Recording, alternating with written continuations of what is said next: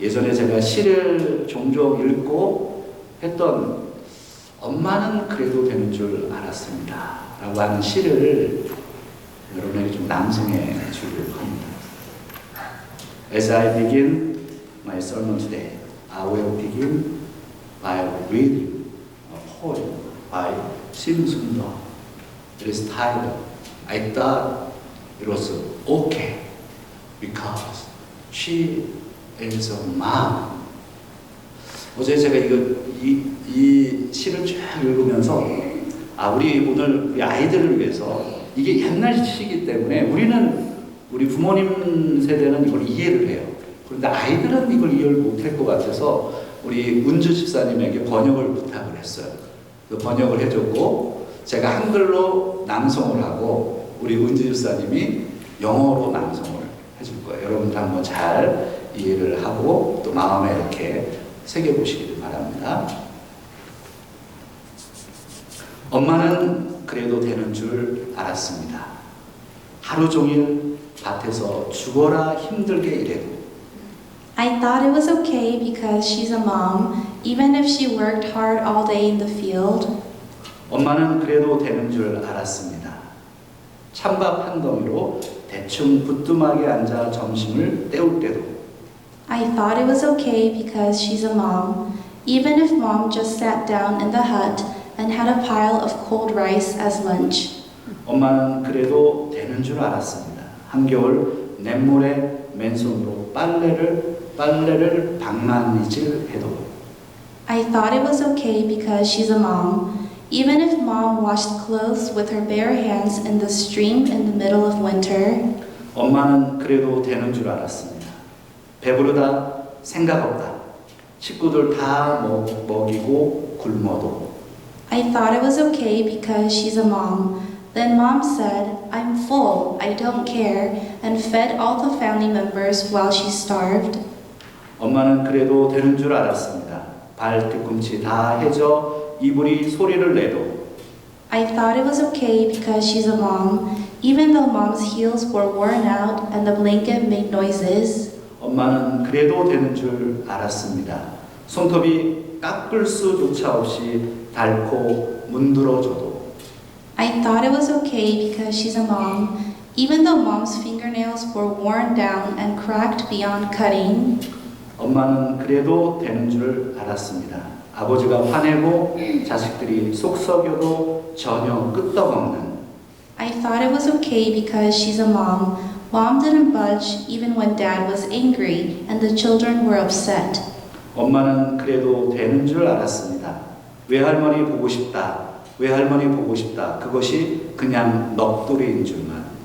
I thought it was okay because she's a mom. Mom said, I miss your grandmother. I miss your grandmother.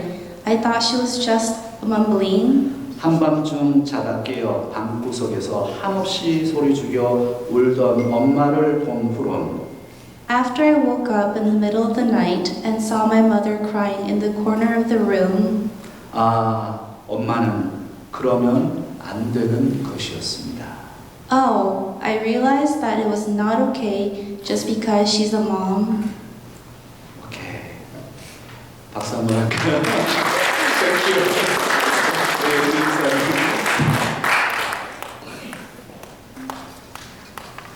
어머니들 이렇게 뭉클하고 우리 참 마음이 찡하죠. 그런데 우리 hey guys, children and youth group, you guys understood this point? No. 상관없어요. 얘네도 원래 반응 안 해요. 그냥 물어보고 나 혼자 그냥 얘기하고 그러는 거예요. 엄마의 존재가 참 소중합니다. 우리는 getting old, 계속 우리는 나이가 더 들어가죠. 그래서 50대가 되고 저도 50대가 됐잖아요.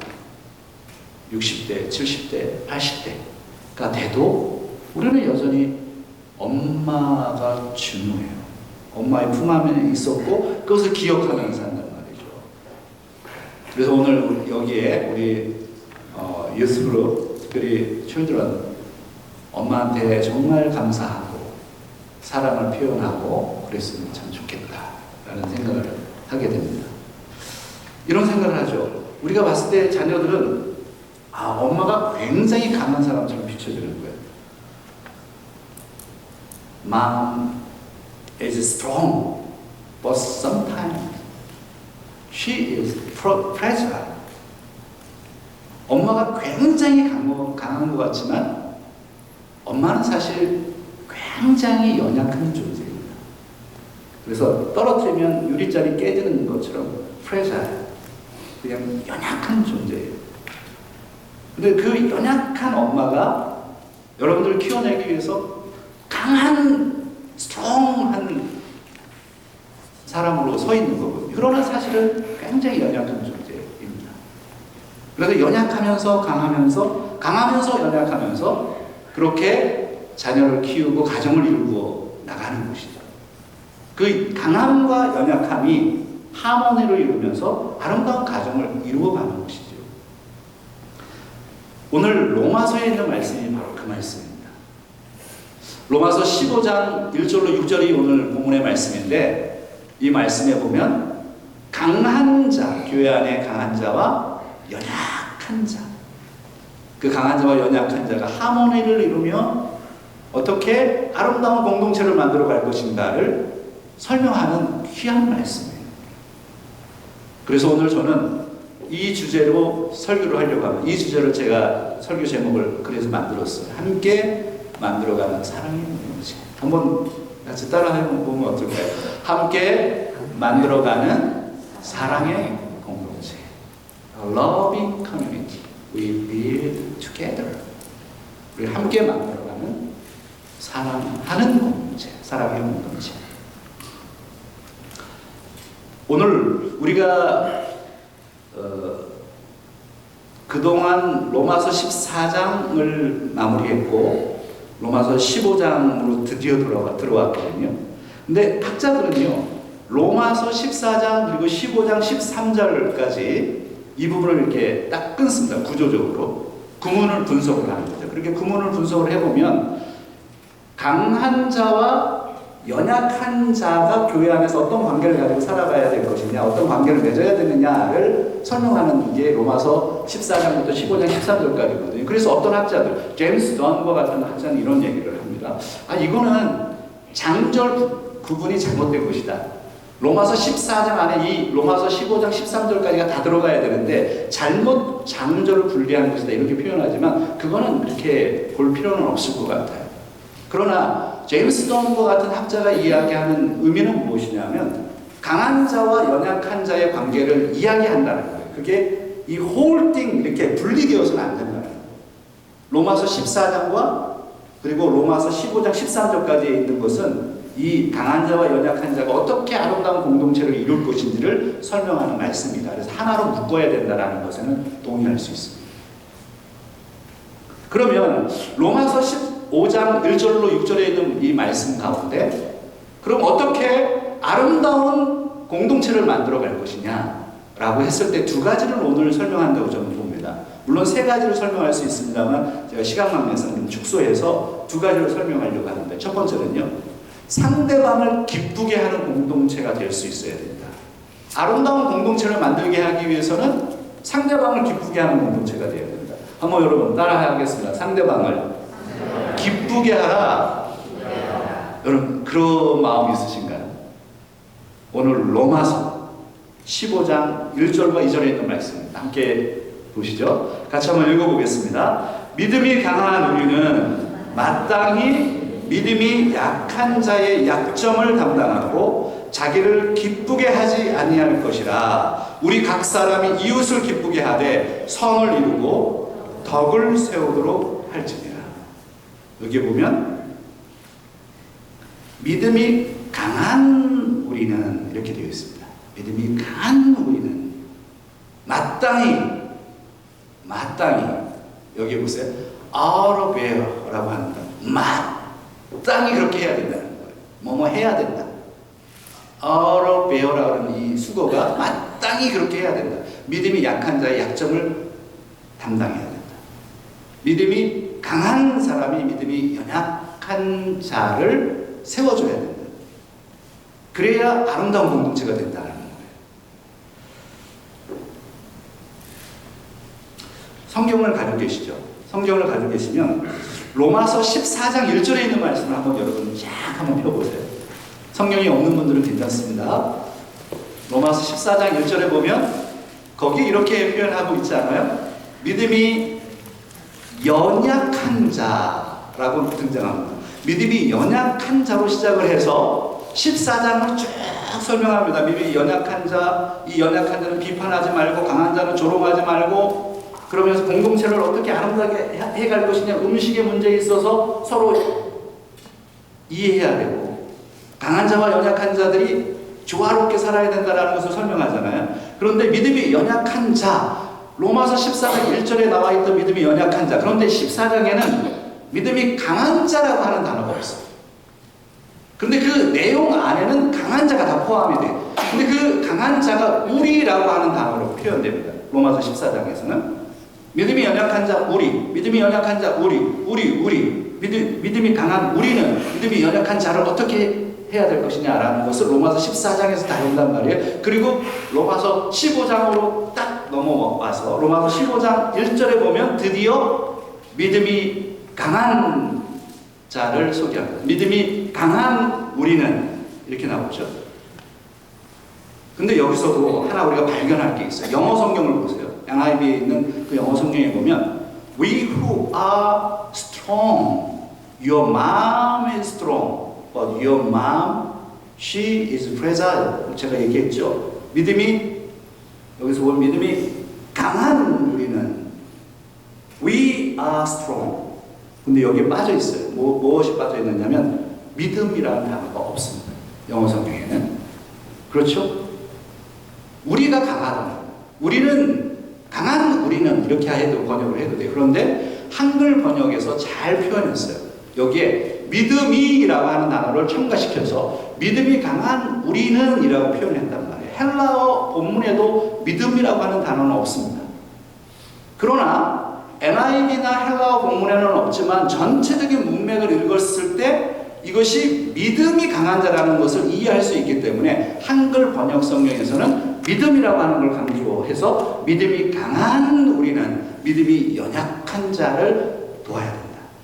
그렇게 해야만 한다. 이렇게 표현합니다. 여기에 우리, 사도 바울이 강한 자라고 표현하는 거죠.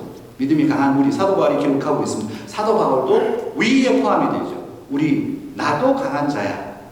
그러면 나도 이렇게 행동해야 돼. 저와 여러분은 강한 자입니다. 믿음이 강한 자입니다. 그래서 강한 우리는 연약한 자를 돌봐야 됩니다. 우리는 때로 연약한 자입니다. 그래서 우리는 또한 강한 자를 비판하지 말아야 됩니다. 연약한 자와 강한 자가 이렇게 하모니를 이루기 위해서 어떻게 해야 되느냐. 오늘 본문에서 2절에 있는 말씀을 보세요. 2절에 같이 한번 다시 읽어보겠습니다. 우리 각 사람이 이웃을 기쁘게 하되 선을 이루고 덕을 세도록 할지니라. 우리 각 사람이 어떻게 하래요? 이웃을 어떻게 하래요? 기쁘게 하라는 거예요. 그러니까 아름다운 공동체, 우리가 교회를 이루고 있습니다. 하나님을 믿는 신앙으로 하나 된 가족을 이루고 있습니다. 공동체를 이루고 있는데 이 공동체가 건강하게 되기 위해서는 어떻게 해야 되느냐? 아름다운 사랑의 공동체를 이루게 하기 위해서는 내가 상대방을 이해해야 된다. 이해하지 않으면 공동체를 이룰 수 없다. 아름답게 만들 수 없는데 상대방을 내가 기쁘게 할 수 있는 마음의 준비가 되어 있어요. 내가 상대방을 기쁘게 해요. 이 말씀을 좀 묵상하게 되더라고요. 목회하면서 그런 걸 좀 생각하게 더 많이 되는 것 같아요.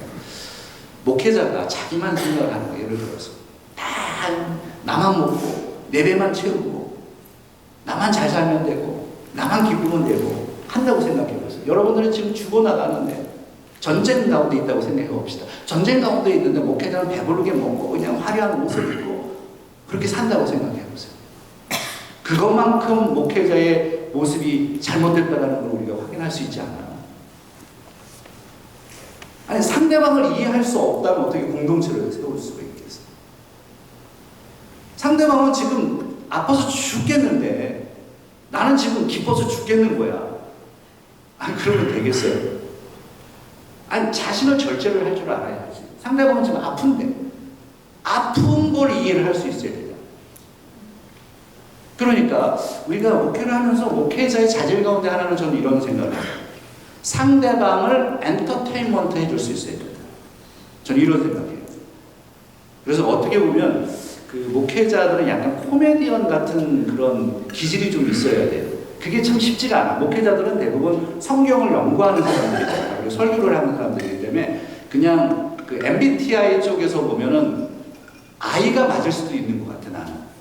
그러나 I만 가지고 있으면 안 돼. 항상 연구하고 그것만 있으면 안 되거든요. E가 있어야 돼. 액티브 해야 되고 성도들하고 같이 만나서 얘기도 할 수 있어야 되거든요. 근데 그게 쉽지가 않아. 두 개를 다 가지고 있는 게. 그러나 목회자들은 상대방이 무엇을 원하는지 그 사람과 함께 때로는 탁구도 치고 때로는 골프도 치고 나가서 축구도 하고 여러분하고 가서 스타벅스에서 커피도 마실 줄 알아야 되고 이런 관계를 이해를 해야 돼요. 우리가 부모님들이 선비야.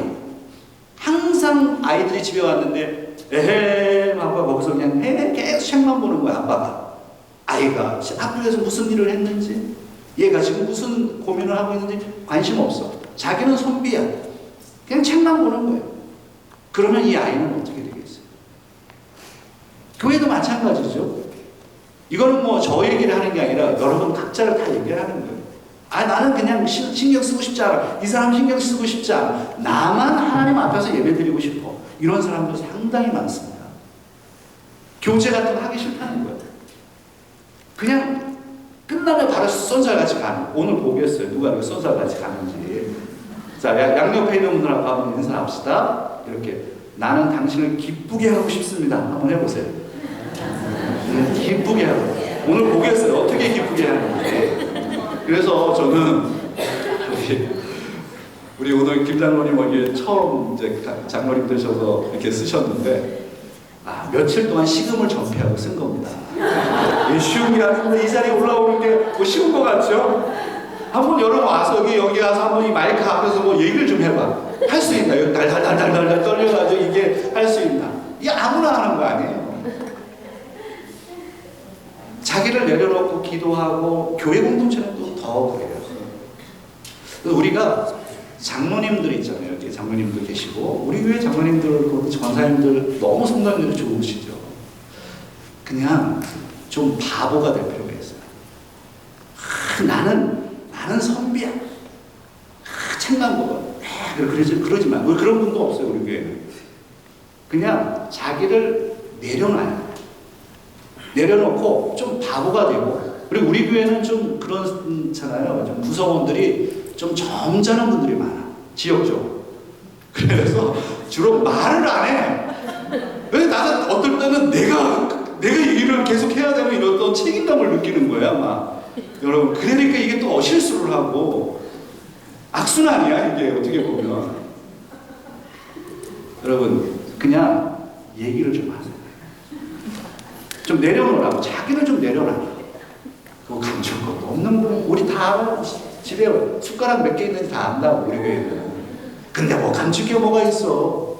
그냥 만나면 그냥 자기가 바보 같은 태도를 취하는 거예요. 그냥 우스꽝스러운 사람이 돼야 돼요. 성도들 앞에서. 잘난 체하고 막 그냥.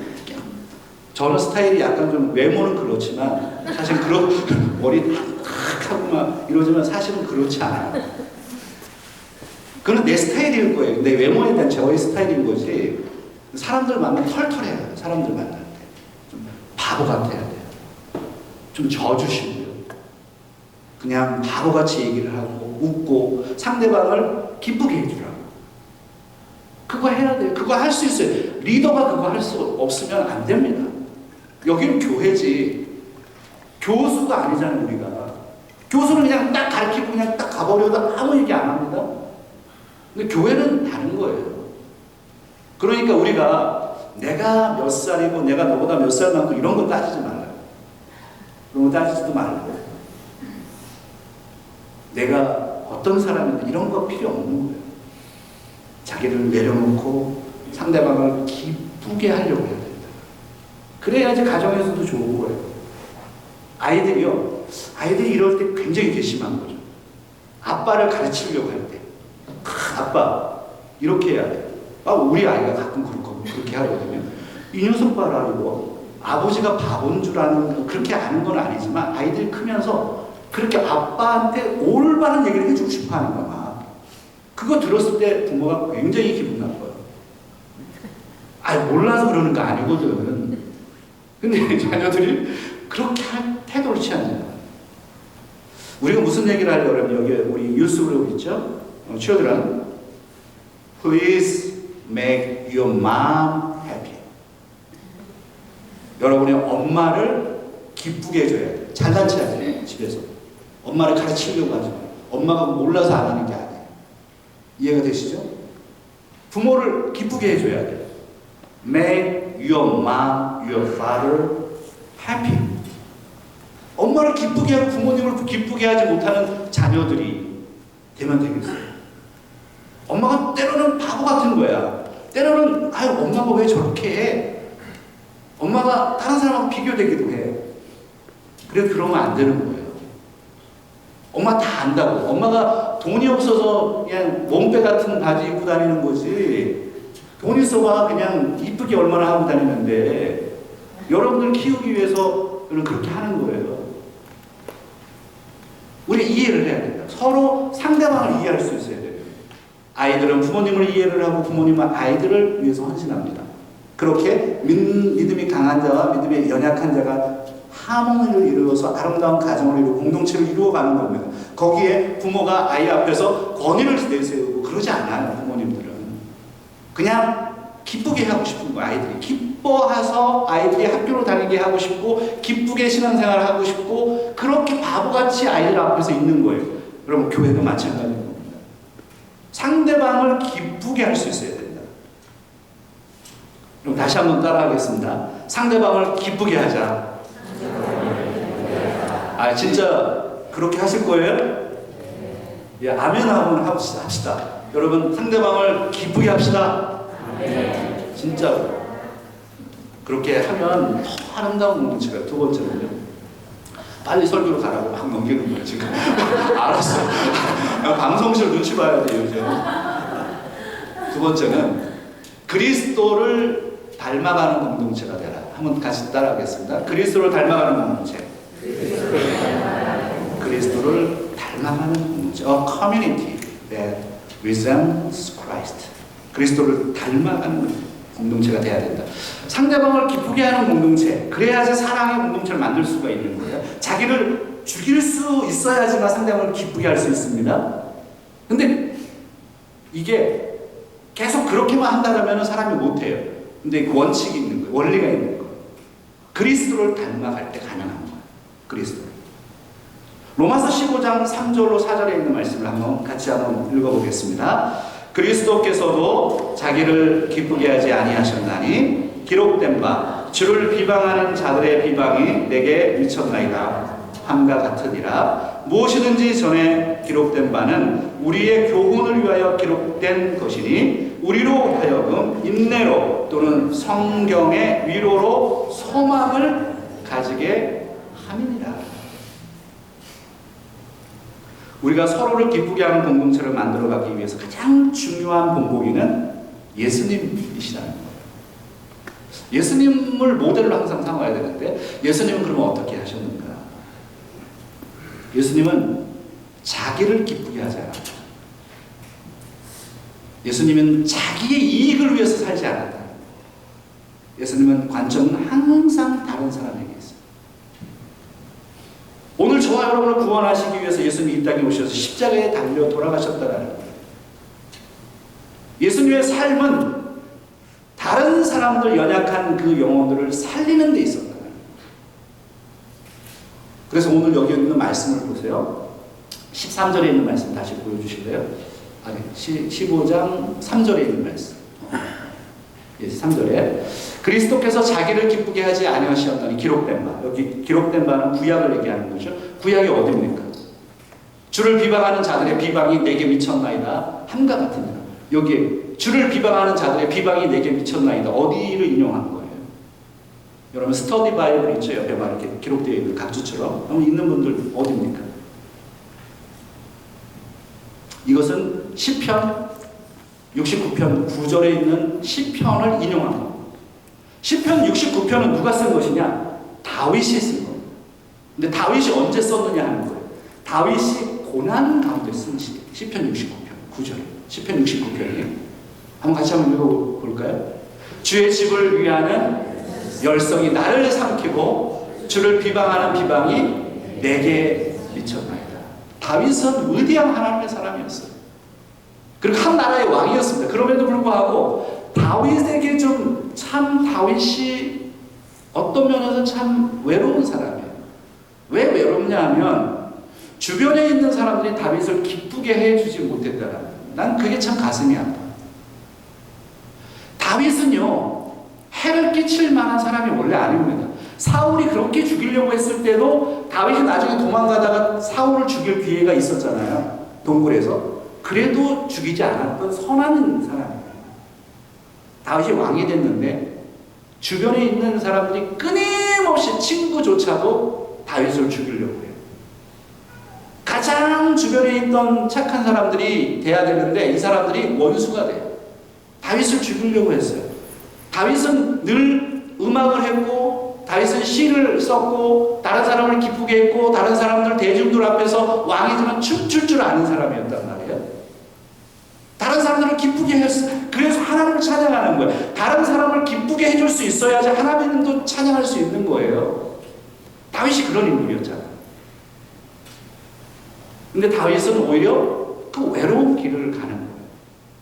다윗은 상대방들에게 그렇게 했는데 상대방은 끊임없이 다윗을 공격했어요. 그게 제가 성경을 읽을 때 다윗의 외로움이라고 생각해요. 외로운 사람이었어요. 근데 이 부분을요, 신약에 들어오면, 신약 성경에 들어오면서 마태복음, 마가복음, 누가복음에서 이 말씀을 인용합니다. 그리고 오늘 로마서에도 인용하죠. 왜 이 말씀을 인용하느냐 하면 바로 예수 그리스도의 고난을 설명하기 위해서입니다. 다윗이 그렇게 고난받은 것처럼 예수님도 고난당하셨다는 거예요. 예수님도 늘 제자들과 함께 먹고 마시며 제자들을 기쁘게 해줬어요.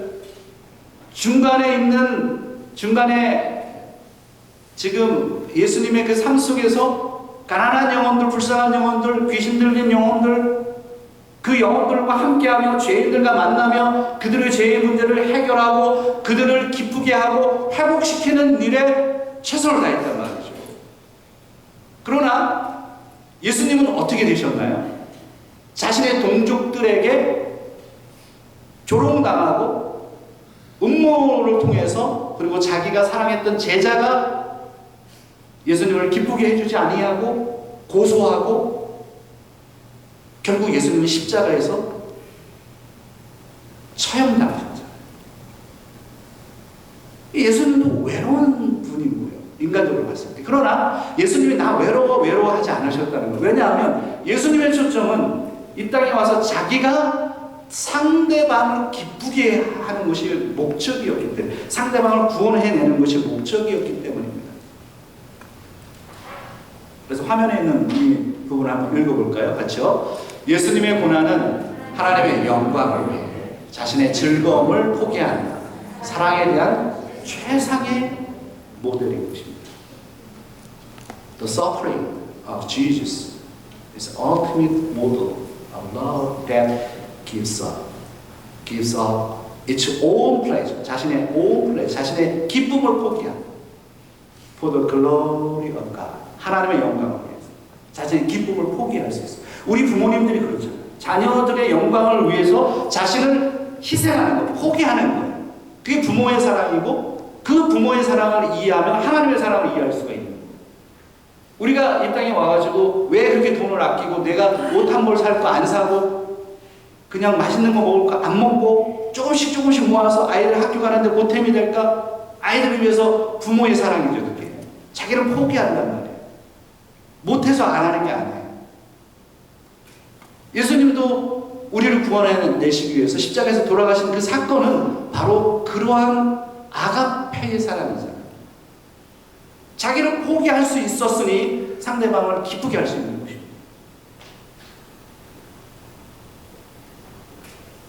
예수님이 십자가에서 달려 돌아가신 이 사건을 기억하면서 오늘 어머니 날과 좀 연관해서 제가 요한복음 19장 26절 27절에 있는 말씀을 좀 소개하고 제가 설교를 정리해 가겠습니다.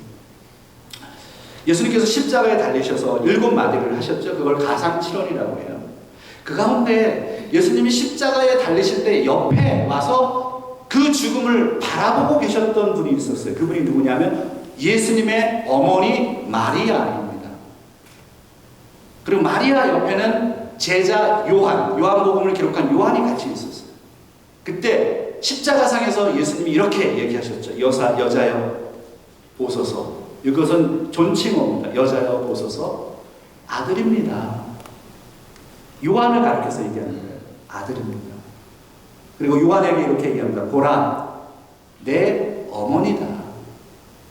이 말씀을 하셨어요. 이 말이 무슨 얘기냐면 현대말로 옮기면 이러는 거예요.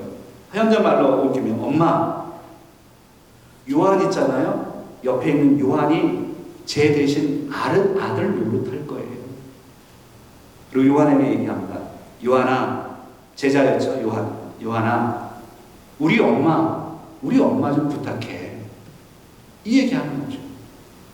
엄마, 염려하지 마세요. 요한이 엄마 책임질 거예요. 요한에게 이렇게 얘기합니다. 요한아, 나 대신 우리 엄마를 좀 부탁해.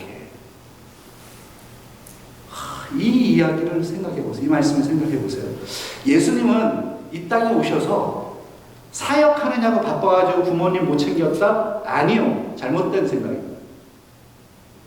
예수님은 죽을 때까지 어머니를 생각하셨어요. 어머니에게 효도를 했단 말이에요. 이해되시나요? 엄마를 부탁해. 신경숙 작가, 여러분들도 잘 아시는 한국의 대표적인 소설가죠. 신경숙. 오래전 2008년에 쓴 소설입니다. 엄마를 부탁해. 엄마가 나이가 들면서 정신을 좀 잃어버리기도 하고 바보 같은 거예요. 서울로 올라가서 역전해서 남편을 잃어버려서 실종됐단 말이에요. 이 소설에 의하면. 그때까지는 이제 자녀들이 엄마에 대해서 별로 생각을 안 했어. 잊고 사는 거죠. 우리가 바쁘다 보니까 엄마에 대해서 엄마가 어떻게 뭘 먹는지 뭐 어떻게 사는지 관심이 없고 아빠는 어떻게 사는지. 근데 엄마가 실종된 다음에 내가 엄마를 잃어버리고 살았구나라는 것을 자식들이 생각하게 되는 거예요.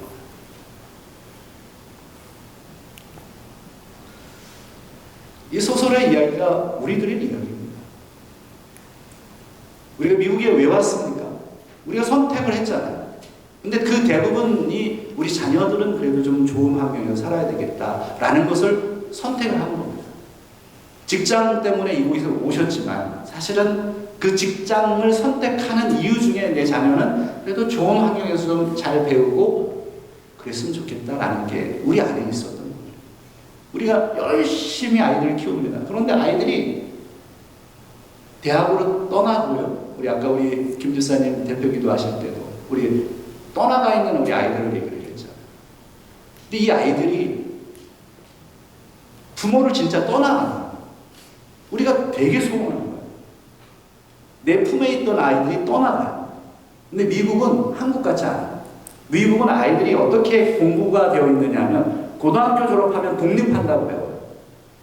그래서 아이들이 그냥 떠나면 자기가 파이낸셜리 자기가 컨트롤할 수 있다라고 생각하는 순간 부모님하고 딱 선을 그어버립니다. 엄청나게 선호하죠, 우리가. 그러면 전화하는 것도 줄어들어갑니다. 상담 같은 것도 줄어들어갑니다. 부모님들에게 의지하지 않습니다, 아이들이. 우리는 그게 너무 서운한 거예요. 아이들이 그러면서 잊어버리는 거, 부모를. 그래서 1년에 한 번 정도 아이들이 이 땅에 올까? 우리가 사는 곳에 올까? 안 우는 것도 수두룩하고 서운한 거예요. 서운해. 근데 우리가 부모가 그걸 서운하다고 생각하면서도 우리는 그걸 표현하지 않아요. 부모님들은. 왜냐하면 부모님들은 그렇게 헌신하니까. 우리 아이들이 잘 됐으면 좋겠다. 세상에 나가서. 우리는 기도를 해줘요. 그게 부모의 마음이에요. 근데 우리 아이들은 그걸 잘 이해를 못해 아직까지. 자녀를 낳고 그 자리에 있을 때 비로소 깨닫게 될 거예요. 시간이 필요합니다. 제가 지금 무슨 이야기를 하려고 하느냐 하면 가정에서도 우리 아이들, 부모님들 때로는 내가 약한 존재이고 때로는 내가 강한 자이고 우리 아이들이 강한 자가 될 수도 있고 우리 아이가 약한 자가 될 수도 있어요. 이러한 정말 말할 수 없는 그 내면의 세계들, 우리 가족끼리만 알 수 있는 이런 어떤 얘기할 수 없는 여러 가지들이 우리 안에 있어요. 그러면서 가정이 만들어지는 것이거든요. 마찬가지로 교회도 동일합니다. 우리 그걸 이해를 해요. 그냥 주일날 돼서 딱 와서 예배 딱 드리면 딱 가버리고 공동체하고 관계를 맺지 않으면 이러한 아픔과 상처를 서로 들여다보지 못하는 순간 공동체와 관계가 끊어지는 거예요. 우리는 예수님과 나와의 관계가 그렇게 깊은 거예요. 그렇게 깊어야 됩니다. 예수님은 나의 고통을 이해하시잖아요. 나의 고통을 들여다보시잖아요. 그리고 내 아픔을 아시잖아요. 그 아픔을 아시기 때문에 우리가 주님 앞에 나와서 기도하잖아요. 마찬가지로 교회 공동체도 그래야 된다는 거예요. 나와 저 사람이 무슨 상관이 있어? 나 저 사람 싫은데 저 사람 교회 안 나왔으면 좋겠는데 그런 심정이 있는데 여러분 공동체가 어떻게 아름다워질 수 있겠어요? 그런데 여러분 기억하셔야 돼요. 우리는 이 공동체는 나를 위해서 존재하는 게 아니라 그리스도의 영광을 위해서 하나님의 영광을 위해서 만들어진 하나님의 핏값으로 세워진 교회라는 겁니다. 그렇기 때문에 이 교회 안에서 헌신과 자기를 깎는 연습, 자신의 아픔을 상대방에게 드러낼 수 있는 용기 이런 것들이 민글되지 않으면 가정과 같은 공동체를 이룰 수가 없는 거예요. 가정은요. 내 가정이기 때문에 내 아픔 모든 것들을 용서합니다. 교회는요. 조금만 잘못하면 쳐내려고요. 조금만 잘못하면 막 얘기하고 화내고 분노하고 그러면 안 된다는 거죠. 우리가 예수님을 모델로 삼아야 돼요. 누구를 모델로 삼을 수가 없는 거예요. 예수님을 모델로 삼으면 예수님은 우리의 모든 것들을 이해하시고 십자가에 돌아가셨다는 거예요. 그 사건. 그래서 함께 만들어가는 아름다운 사랑의 공동체를 이루기 위해서 오늘 저와 여러분이 헌신하기를 바랍니다. 여러분 어두워졌네요. 지금 설교가. 더 가면 큰일 나겠네요. 끝내야 되겠네요. 기도하겠습니다.